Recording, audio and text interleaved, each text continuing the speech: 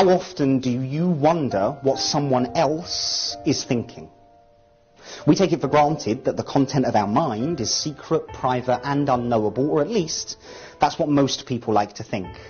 By a show of hands, how many of you have, at some point in your life, had an intuitive or psychic experience? Put your hands in the air. Good. Well, welcome home.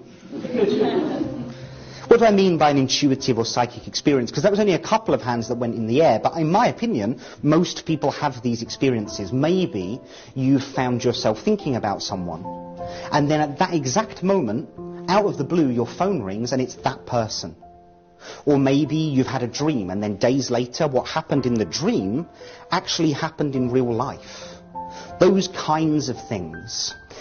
The problem when it comes to finding evidence to support these phenomena is that most of it is anecdotal. People tell each other stories about the crazy thing that happened to a friend of a friend of a friend of a friend's lawyer. They're so removed. I once met a mother and a daughter who believed that they shared a psychic connection. They said that they could communicate without saying a single word.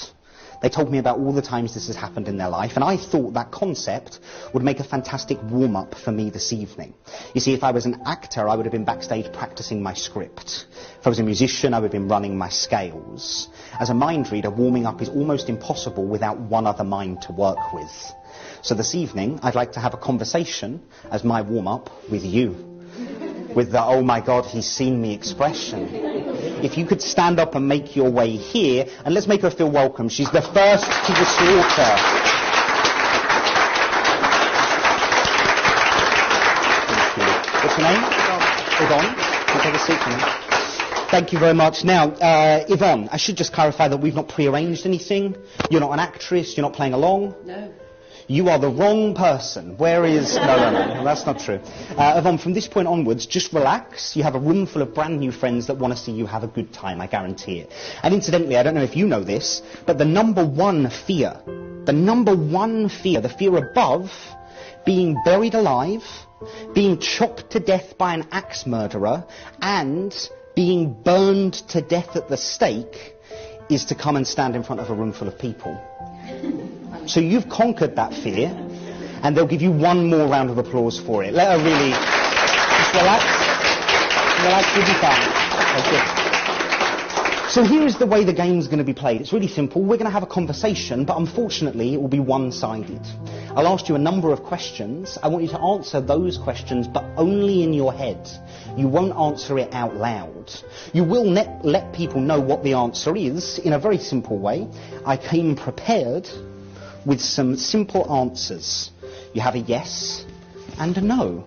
It's amazing how much can be communicated in a binary fashion. These are yours for the moment. And from this point onwards, you say nothing. You only answer in your head. Do you understand? Yeah. No, you don't. No, you don't. Do you understand? Excellent, she's ready. So my first question for you is, do you sleep naked?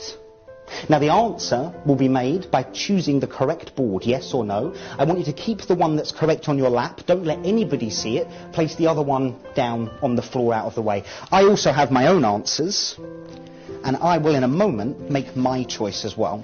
Good. So take the one that is correct and place it flat on your lap. Good, and you can put the other one on the table. We don't need it.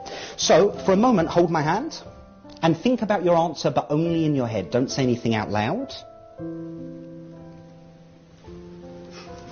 Don't worry, I won't tell them any of the other stuff. This is interesting. So the answer, I believe I know the answer, but there's a memory that triggers in your head about a strange place, a creaking floorboard, and a strange man that changed your decision. Because if I had asked you this question several years ago, the answer would have been different, but something happened that made you feel differently about it. The question was, do you sleep naked? The answer, it's time for us to find out. Please turn the board around and show everyone.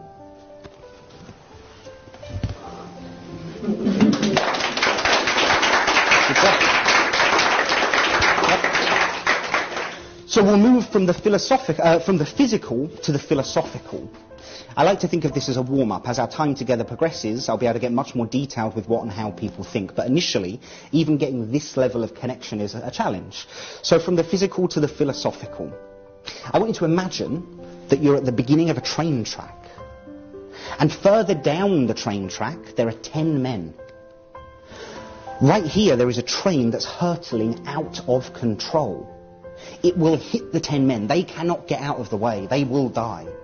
However, you have a button right next to you. A button that you can press, and if you press that button, it will divert the train into a different direction, onto a different track. However, on that track, there's a woman.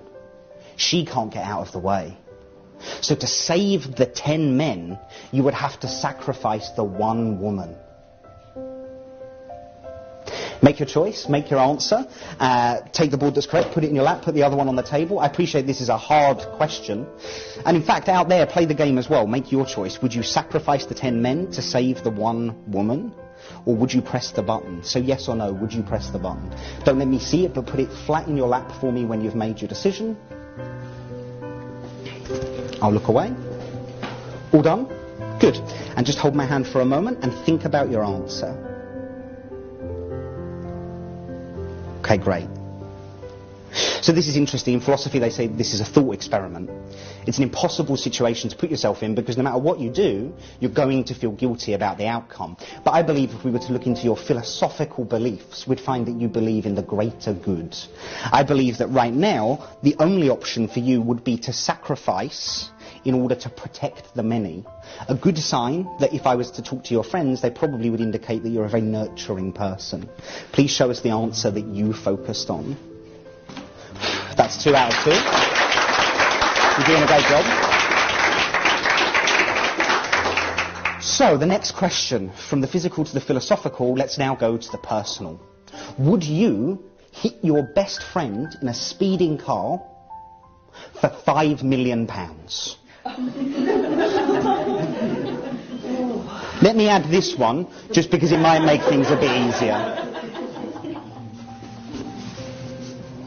Now, I appreciate this is a difficult question to answer. In fact, it's not my question. Make your answer, same thing again, put it flat in your lap, put the others on the table. It's a difficult question to answer. And play the game yourself, decide whether you would do it. But before you make your decision, let me tell you this, it's not my question. It's a question that I found on the internet. And one of the responses that I read in the comments might help you. So I'm going to read that right now. And I think you'll agree this person possesses great wisdom when it comes to these kinds of choices. So take the one out, put it flat in your lap, put the others on the table. So this is by Lean and Cuisine, who when asked the question, would you hit your best friend with a car for $5 million, replied, I'd hit him with a full tank of gas, turn that man's kneecaps into straight dust, send his arse into orbit. Bro would be laid out like a GTA pedestrian. Soon as I get paid money, I pay hospital bills. That's friendship. So with his great wisdom in mind, we'll find out whether she would hit him with a full tank of gas, turn him into a GTA pedestrian. Just hold my hand for 1 second. Good.